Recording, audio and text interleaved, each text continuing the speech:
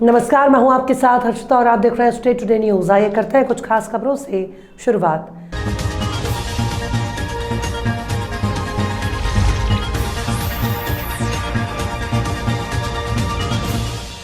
शिवपुरी शहर में आए दिन थानों और वरिष्ठ कार्यालय में फर्जी आधार कार्ड और वोटर कार्ड बनाने संबंधी शिकायतें और सूचना प्राप्त हो रही थी। उक्त घटनाओं को संज्ञान में लेते हुए पुलिस अधीक्षक रघुवंश सिंह भदौरिया के आदेश पर अतिरिक्त पुलिस अधीक्षक संजीव मूल्य और नगर पुलिस अधीक्षक के मार्गदर्शन में तत्काल थाना कोतवाली से टीम गठित कर संबंधित कंप्यूटर ऑनलाइन की दुकानों पर चेकिंग और छानबीन की गई तो पुरानी कलारी के पास फतेहपुर चौराहे से सागर कंप्यूटर की ऑनलाइन दुकान पर बड़ी मात्रा में फर्जी आधार और वोटर कार्ड और फर्जी शील और सरपंचों की शील और फर्जी दस्तावेज जिन पर से फर्जी आधार कार्ड और वोटर कार्ड बनाए जाते थे और एक बड़ा गिरोह जो बैंक और लोक सेवा केंद्र पर फर्जी तरीके से लोगों के आधार और वोटर कार्ड बिना किसी दस्तावेजों के बनाते थे और लोगों के भविष्य से खिलवाड़ करते हैं, दस्तावेजों का दुरुपयोग कर मोटी रकम कमाते हैं। उक्त आरोपियों के विरुद्ध थाना कोतवाली पर अपराध क्रमांक 722/23 धारा 420, 467, 468 भादवी का पंजीबद्ध किया गया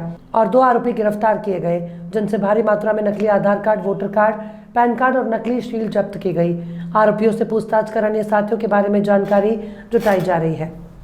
जिले में सोयाबीन की कटाई चालू हो गई है, जिसके चलते किसानों द्वारा खेत में जाने वाले रास्तों का मरम्मत कार्य कराया जा रहा है। हर वर्ष बारिश की वजह से खेतों में जाने वाले रास्ते खराब हो जाते हैं, जिससे किसानों को हर साल अपने लिए स्वयं ही किसानों को रास्ता बनवाना पड़ता है और कभी भी ग्राम पंचायत और नहीं विधायक और ना कभी किसी नेता द्वारा सोचा जा रहा है। केवल वही किसान परेशान होते हैं जिनके खेत यहाँ पर हैं। क्षेत्र के छोटे बड़े किसान की हर साल की ये समस्या है।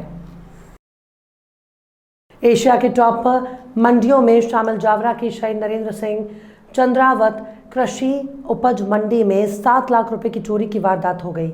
मंडी के लाइसेंसी व्यापारी के अनाज प्लेटफॉर्म पर रखे ड्रग्स का नकुचा तोड़कर बदमाश उसमें रखे नोटों से भरा बैग उड़ाकर ले गए। वारदात के बाद व्यापारी ने औद्योगिक क्षेत्र थाने पर शिकायत दर्ज करवाई। पुलिस मौके पर पहुंची और सीसीटीवी कैमरे खंगाले। व्यापारियों के गोदामों पर लगे कैमरों में 3 संदिग्ध बदमाश ट्रेस हुए हैं, जिसकी पुलिस तलाश कर रही है। वहीं मंडी में कई खैरची व्यापारी हमाल और तुलावटी बगैर आईडी कार्ड के काम करते हैं। ऐसे में कौन मंडी कर्मचारी है, कौन बदमाश, इसका पता नहीं चलता। चोरी हुई किस तरह की चोरी, किस तरह दिखते थे चोर जाने वाले को, आपको मालूम पड़ा कि कितना रुपया था उसका? सर हम करीबन 2-2:15 बजे तक तो माल लिया करा, खरीदी करी, पेमेंट करा 2:15 बजे के आसपास।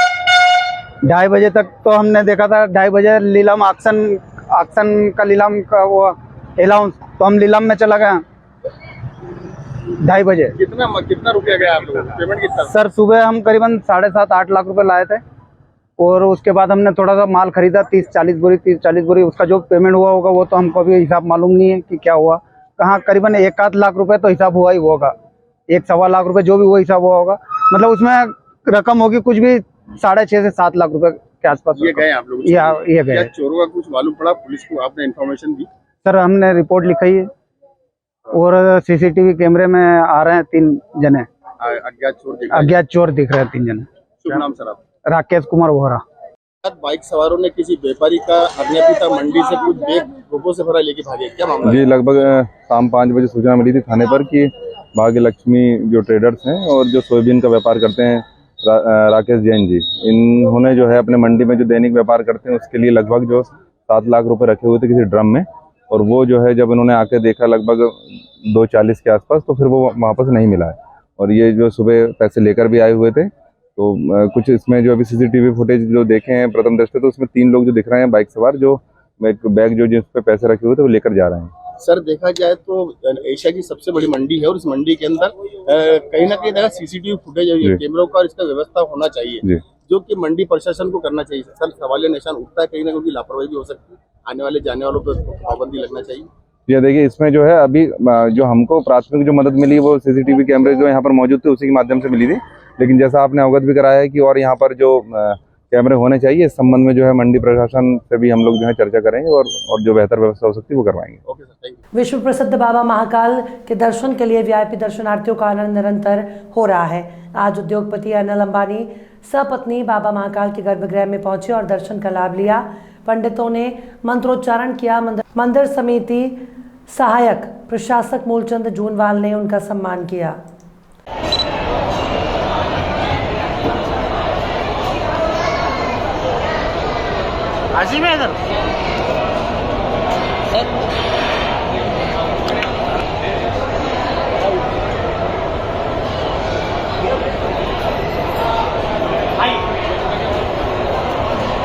जबलपुर के पनागर विधानसभा क्षेत्र में वरिष्ठ कांग्रेस नेता और मध्य प्रदेश कांग्रेस सेवा दल महासचिव डॉक्टर सत्येंद्र यादव के नेतृत्व में मंदिर बचाओ जमीन बचाओ आंदोलन चलाया जा रहा है। इस आंदोलन में डॉक्टर सत्येंद्र यादव और उनकी टीम के द्वारा गांव गांव में लोगों को जागरूक किया जा रहा है और 10 अक्टूबर को पनागर बस स्टैंड में 1 दिवसीय धरने में शामिल होने के लिए क्षेत्रवासियों से आग्रह किया जा रहा है। वहीं क्षेत्रवासियों का भी भारी समर्थन डॉक्टर सत्येंद्र यादव और कांग्रेस पार्टी को मिलता हुआ दिख रहा है।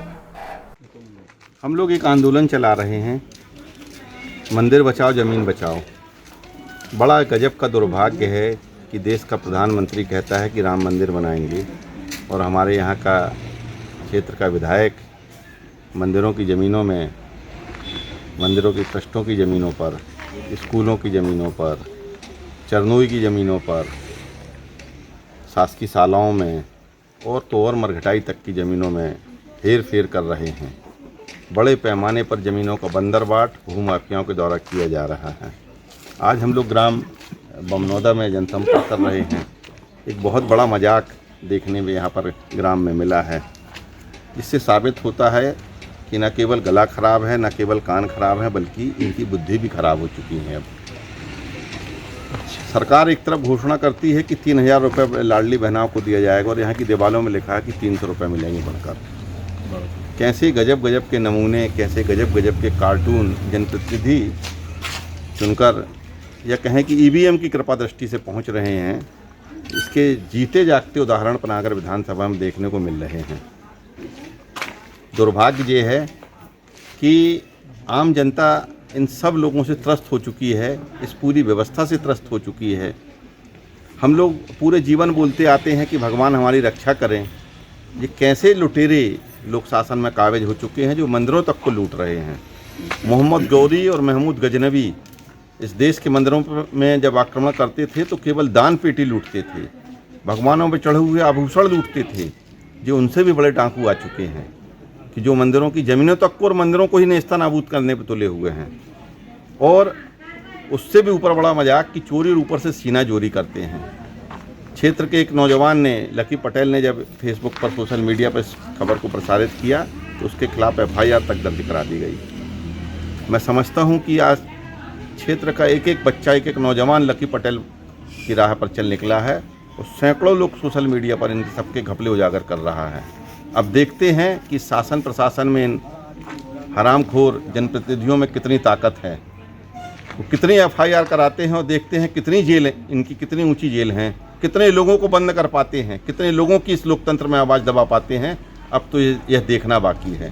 मैं क्षेत्र के हर एक नौजवान को, हर एक जागरूक नागरिक को, हर एक माता बहन को आमंत्रित करता हूं कि हम लोग सब लोग 10 तारीख को पनागर की स्टैंड में उपस्थित हों और इस भ्रष्टाचार की, इस चोरियों की, इन मंदिरों के लुटेरों के खिलाफ आवाज़ बुलंद करें।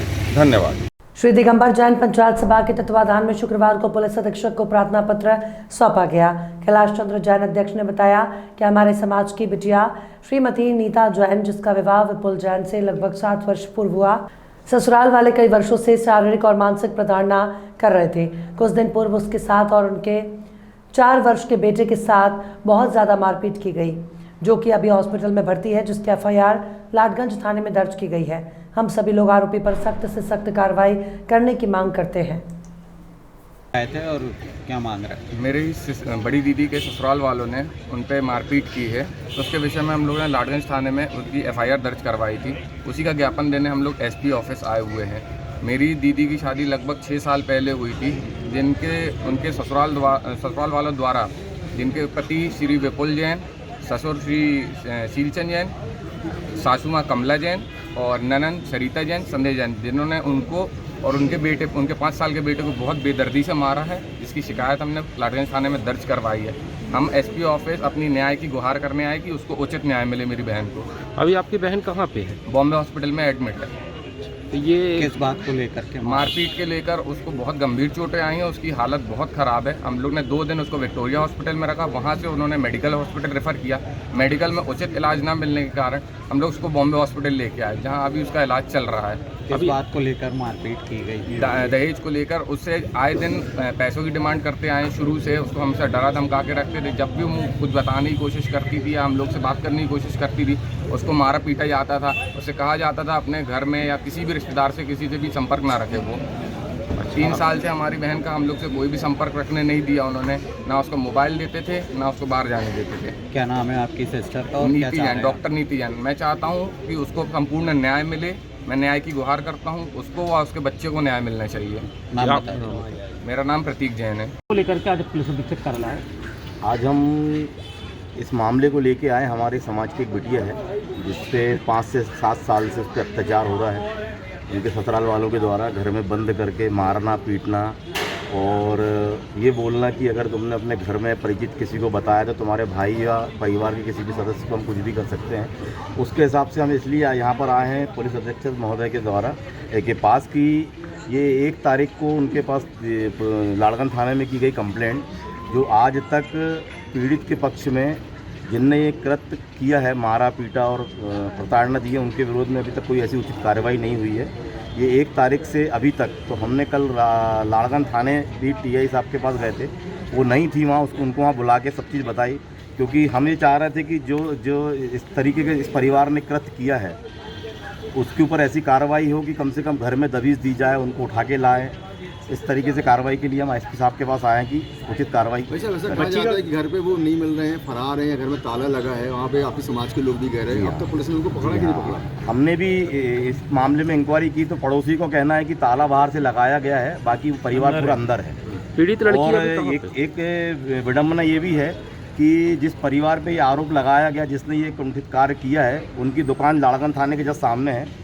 दुकान कल भी खुली थी, परंतु पुलिस विभाग ने दुकान में भी दबिश नहीं दी। बच्ची का कहना है उसके ऊपर इसके पहले भी उन्होंने 1-2 बार और अटैक किया है, तब उन्होंने कार्रवाई, कभी भी कार्रवाई नहीं। कार्रवाई इसलिए नहीं हो पाई होगी क्योंकि बच्ची ने परिवार वालों को किसी को कुछ बताया नहीं। वो चाह रही थी कि जैसा चल रहा धीरे धीरे सही हो जाएगा, परंतु जब अत्याचार की परिसीमा बढ़ी तो फिर उससे सहन नहीं हुआ, तो उसने अपनी 2-4 फोटो अपने भाई को और मामा को भेजी। तो भाई और मामा जब जागृत हुए तो फिर उनके घर जाके उस बच्ची को वापस लेके आए। तो बच्ची को लेके आए, उस स्थिति में बच्ची चलने लायक भी नहीं थी। फिर उसको सीधे थाने ले गए, विक्टोरिया ले गए। विक्टोरिया में 2 दिन एडमिट रही। विक्टोरिया वालों ने फिर उसको मेडिकल रेफ़र किया। मेडिकल में भी कोई उचित व्यवस्था नहीं हुई, तो फिर उसको बॉम्बे हॉस्पिटल में एडमिट किया परिवार वालों ने। अभी कहाँ पे है बच्ची? अभी बच्ची बॉम्बे हॉस्पिटल में है, गोल बाजार में। मैं सुजीत जैन, दिगंबर जैन, पंचायत सभा का उपाध्यक्ष। और मैं ये इसलिए बोलूँगा, एक चीज़ और बोलना चाहूँगा कि हमारी समाज में ऐसी कुंठित मानसिकता वाले लोगों की जगह बिल्कुल भी नहीं है। इसके लिए समाज इनकी घोर निंदा करती है। इसके लिए आप लोग कहाँ हैं? इसके लिए हम आज एसपी ऑफिस आए हैं। एसपी साहब के पास ज्ञापन देना, उनसे समय लिया गया था, हम इसलिए आज एसपी ऑफिस यहाँ पहुँचे। भैया अभी आप आओ। खबरों में फिलहाल इतना ही। और भी खबरों के अपडेट्स के लिए आप देखते रहिए स्टेट टुडे न्यूज़।